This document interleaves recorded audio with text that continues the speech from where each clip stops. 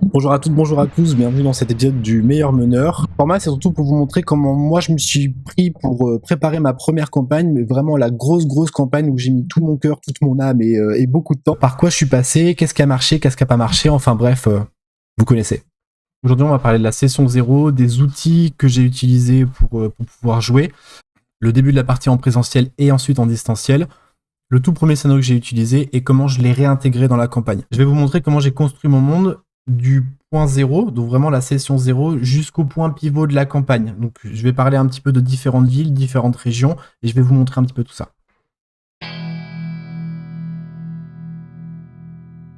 La session 0, qu'est-ce que c'est ? C'est très simple, on se met tous autour de la table, on décide de qu'est-ce qu'on va jouer, comment on le va jouer, bref, on se met d'accord, on dit exactement ce qu'on va faire, ce qu'on projette de faire, à quelle fréquence est-ce qu'on va jouer, quelles seront la durée des séances, est-ce qu'il va y avoir telle ou telle chose qui vont être dedans, quelles sont les limites, qu'est-ce qu'on veut absolument pas jouer, il y a des choses qui font peur, etc., etc. Moi, je m'étais mis OK avec mes joueurs, on va jouer ce type d'histoire-là, et vous pouvez créer les personnages que vous voulez. Vous pouvez utiliser tout ce qui est disponible dans Donjons et Dragons pour construire votre personnage, parce que c'est le système qu'on va utiliser. Dès le début et jusqu'à la fin de la campagne, je vais l'alléger beaucoup au fur et à mesure pendant la campagne. La campagne, elle va durer 1 an et demi. Le système va subir plusieurs modifications, ou en tout cas, la façon dont on va jouer va être modifiée un petit peu. Mais en tout cas, session 0, on était tous d'accord, chacun crée son personnage.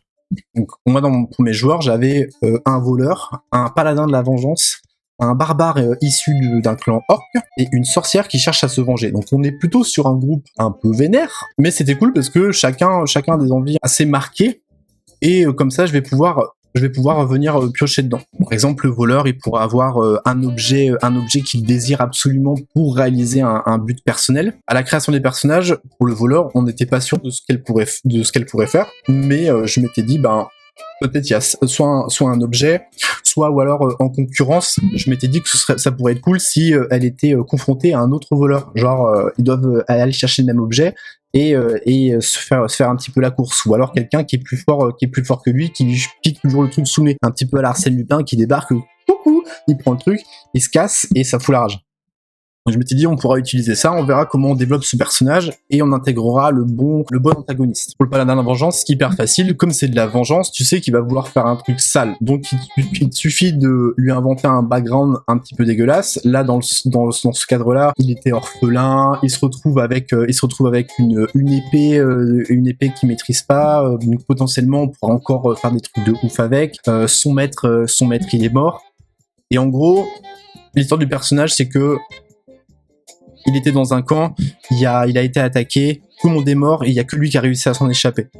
Donc, quand je parlais de laisser des trous, là c'est un bon exemple parce que le personnage il est torturé, mais on sait pas exactement pourquoi, il veut se venger de quelqu'un, mais on n'a pas mis de visage ni de nom précis, donc on pourrait y revenir au bon moment. On sait pas qui est son maître, donc pareil, on pourra rajouter des choses dessus. Comment est-ce qu'il s'est échappé, comment est-ce qu'il a réussi à s'enfuir, comment est-ce qu'il a vécu. Donc tout ça, c'est des petits éléments que moi je vais pouvoir redévelopper un peu plus tard pour rajouter de l'épaisseur à ce personnage-là, ou alors créer des petites situations. Et c'est surtout ça qui est intéressant, créer des petites situations qui vont le renvoyer à son propre personnage tout au long de la campagne. Un petit peu la même chose pour la sorcière. Elle voulait se venger. Son personnage, il avait une sorte d'œil en tatouage sur le front, donc quelque chose d'assez voyant et identifiable. Donc ça pourrait me servir aussi un petit peu dans le même genre, où ce personnage se retrouve seul parce que les gens qui étaient près d'elle ont tous été tués par un clan ou un gang. On sait pas trop à ce moment-là, mais en tout cas il y a une menace qui est venue un petit peu éradiquer tout le monde. Et elle, c'est comme ça qu'elle est devenue une sorcière. Elle a accepté de vendre une partie de son âme contre des pouvoirs pour pouvoir commencer à se venger et ensuite continuer à traquer ces gens-là jusqu'à leur propre destruction. Donc là, pareil, moi je me suis dit, trop bien, ça pourrait être un MacGuffin. Donc peut-être que je vais essayer de lier ce personnage-là que tu cherches avec un lieutenant de Nostromo. Comme ça, au moins, on fait coup double. On se rend compte qu'il y a des trucs dodgy qui se passent et Tatra, c'est complètement fou. Donc ça, pareil, c'était un des fils que je voulais avoir dans mon histoire, qui va me permettre de nourrir un petit peu tout le monde. Ensuite, on a le barbare, issu d'un clan orc. Donc là, j'ai réutilisé vraiment tous les poncifs le guerrier, le rapport au clan, l'odeur, tout ce genre de trucs-là. Là, le personnage, il voulait être un petit peu parti en exploration, ou en tout cas il est plus dans le clan directement, mais il y est toujours attaché. Donc il y a un moment donné où il va revenir à son clan d'origine, ou alors il va croiser des compagnons, des gens qu'il a déjà vus avant, Et par exemple, lui, son antagoniste, ça pourrait être un clan rival, ou alors quelqu'un qui essaie de le doubler pour avoir plus d'honneur dans le clan. Est-ce que ce personnage-là, il pourrait devenir le chef parce que c'est le fils de... Plein de petits trous qu'on pourrait boucher, ou au contraire, des choses qu'on pourrait vraiment développer. Donc c'est des choses qu'on a laissées en suspens. Et à la création des personnages, on n'a pas fait un grand historique très détaillé. Au contraire, je voulais juste avoir qu'on soit en accord, en tout cas entre les joueurs et moi, à savoir qu'est-ce qu'ils voulaient jouer, dans quelle mesure et à peu près dans quelle direction. Ensuite, c'était mon rôle de remettre un petit peu tout ça en musique. Le reste du matos qu'on a utilisé, de la musique, quand on a commencé vraiment à jouer pour de bon, on jouait en physique, c'est-à-dire qu'on était chez mes potes, une grande table, on mettait toute la table, on a jeté les dés au milieu du salon, etc. C'était vraiment très chouette, et on avait même réussi, on avait fait un branchement de ouf, on avait pris une télé avec un ordi pour pouvoir avoir un écran plus grand pour que le cinquième joueur il puisse être intégré à la campagne et pas se sentir au fin fond du truc, et puis que même nous on puisse le voir un peu plus grand et avoir la sensation qu'il est vraiment là autour de la table. Alors ça a plutôt bien marché. À chaque fois c'était un délire, je vous raconte pas, mais un projet. Trouver des bonnes musiques, ça prend du temps. Alors quelque chose qui puisse coller à la scène, c'est pas fondamental, mais ça va vraiment rajouter de la couleur, une profondeur à la scène, et aussi un petit peu un sentiment. Quand il y a une musique épique lors d'un gros combat, on se sent dedans et on voit bien la différence. On a tous vu des images comme ça où en gros on change un petit peu la musique et ça change complètement la scène. Et on se rend bien compte que la musique c'est hyper important. C'est d'ailleurs pour ça qu'il y a des compositeurs. Bref, moi pour la musique j'utilise Watch Together. Alors on n'est pas tous d'accord, ça fait des grandes playlists, etc. Mais je trouve ça assez cool parce que ça permet tu peux te créer d'autres petites playlists là-dedans et ensuite les partager avec tes joueurs. C'est un outil assez simple qui permet à tout le monde d'entendre la même musique. Alors oui, on sait, sur les devis sur la tabletop, tu peux mettre tes sons, tu peux voir tes bibliothèques, etc.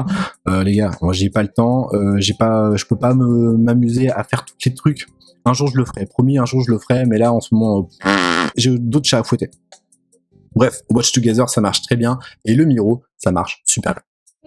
Pour du jeu à distance, c'est pour moi deux outils qui m'ont été donnés par le bon MJ que je trouve super à utiliser. Ça marche bien, c'est stable, c'est facile, et t'as pas besoin d'une application supplémentaire. C'est tout directement par internet. Il te suffit d'avoir un ordi et normalement tout va bien. Mais quand tu fais du jeu de rôle à distance, je pense que c'est un peu le minimum. Normalement, tu dois avoir un micro, donc il te faut un ordi, etc. Même aujourd'hui, simplement avec ton téléphone, tu peux réussir à le faire. Donc ouais, t'auras peut-être pas tous les features qui vont avec, mais tu peux déjà te démerder. Pour lancer un petit peu la campagne et lier tous ces personnages et surtout former le groupe, j'ai utilisé un scénario du commerce. C'est un truc qui est dispo sur le recueil de scénarios de Roll and Play pour la première édition. Je crois que lorsqu'ils ont sorti Héros et Dragons, c'est un de mes joueurs, celui que j'appelle l'architecte, qui m'a mis ça entre les mains, qui m'a dit ouais, il y a des scénarios super sympas là-dedans, on va pouvoir créer le groupe. Moi franchement, je savais pas comment un petit peu démarrer cette histoire, et ce scénario-là m'a pas mal aidé. En gros, le pitch du scénario, c'est les joueurs se réveillent sans souvenir de leur passé, ils sont dans une grotte, il y a un miroir qui est brisé, il y a des bruits de pas, etc.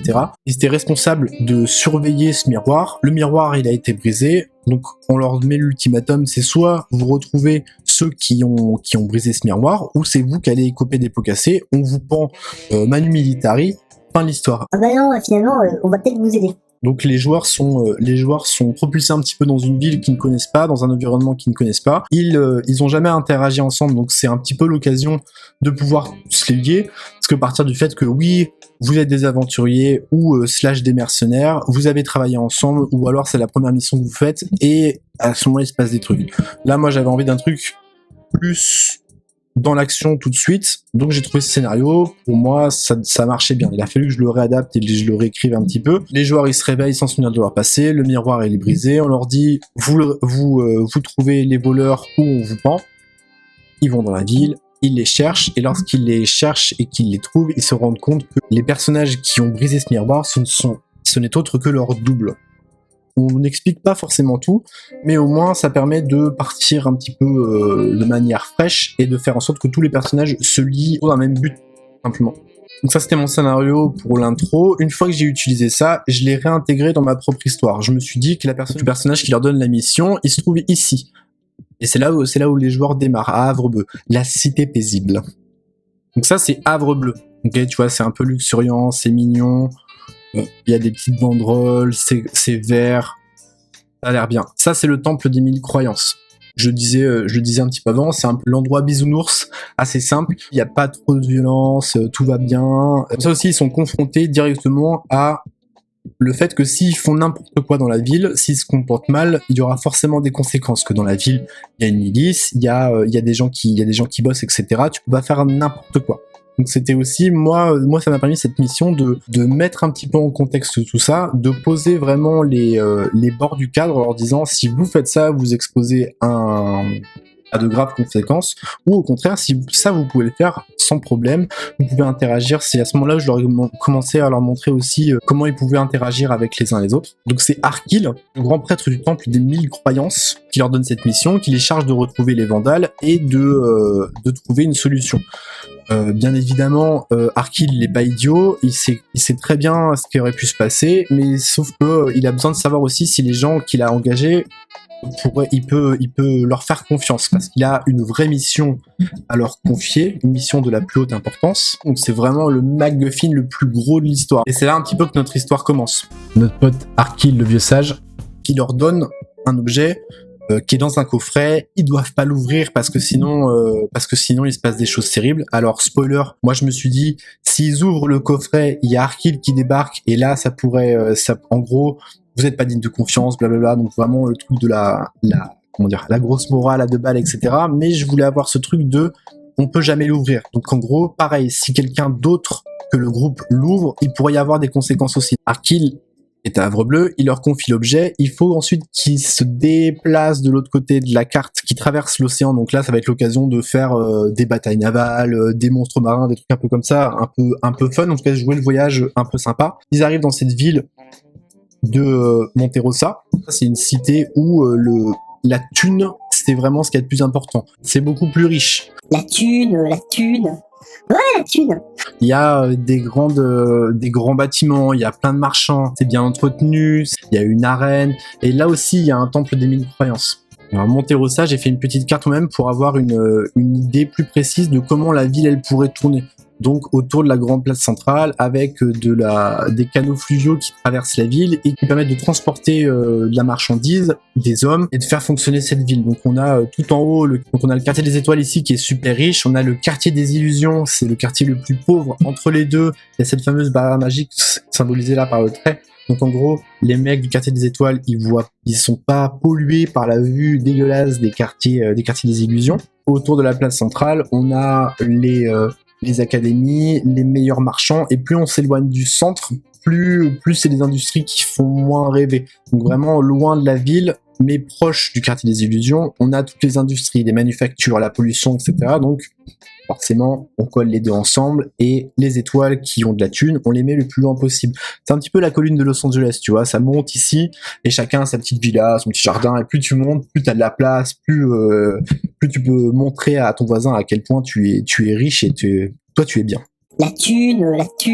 Ensuite, ils doivent descendre jusqu'à la cité ici écluse de Luco. Donc faire tout le périple là. Luco, c'est une cité qui est construite en escalier. Il faut prendre une sorte d'ascenseur pour pouvoir passer une espèce de falaise. Imaginez qu'il y a une énorme falaise et impossible à grimper. Donc il y a qu'à cet endroit-là qu'ils ont développé un ascenseur, une sorte de nacelle pour monter et descendre. Après avoir traversé Luco ici, ils doivent se rendre jusqu'ici à Udezura, la cité flottante. C'est l'idée de la cité avec les bouts de rochers qui volent, un petit peu comme Pandora, ou en tout cas la cité un petit peu céleste. Chaque petit bout d'île est relié par des ponts, et plus on monte dans les hauteurs d'Udezura, plus c'est spirituel. L'idée là, c'est vraiment de s'élever, de quitter le sol un peu... de quitter le sol et les réflexions un petit peu basses du plafond pour s'élever vers la spiritualité. Une fois qu'ils sont arrivés à Udezura, ils doivent rencontrer le conseil des 3 clés, qui sont les 3 dirigeants un petit peu de la cité, et leur remettre le coffret que leur a confié Arkil. Ça, c'est vraiment l'idée que j'avais quand on a commencé la campagne. Sauf que, en arrivant à Monterosa, ça s'est pas du tout passé comme je pensais. Mais ça, c'est pour un prochain épisode. Enfin bref, la route est longue, mais un jour, je serai le meilleur meneur. J'espère que cet épisode vous a plu. La prochaine fois, on verra les premiers pas à Monterosa et les premières actions des joueurs. J'espère que ce format vous plaît toujours. Merci pour vos commentaires, ça m'encourage beaucoup dans mon travail. Et puis ça fait vraiment plaisir de les lire de temps en temps. Pensez à vous abonner, la petite cloche, tout ça, vous connaissez la musique. À la prochaine, salut!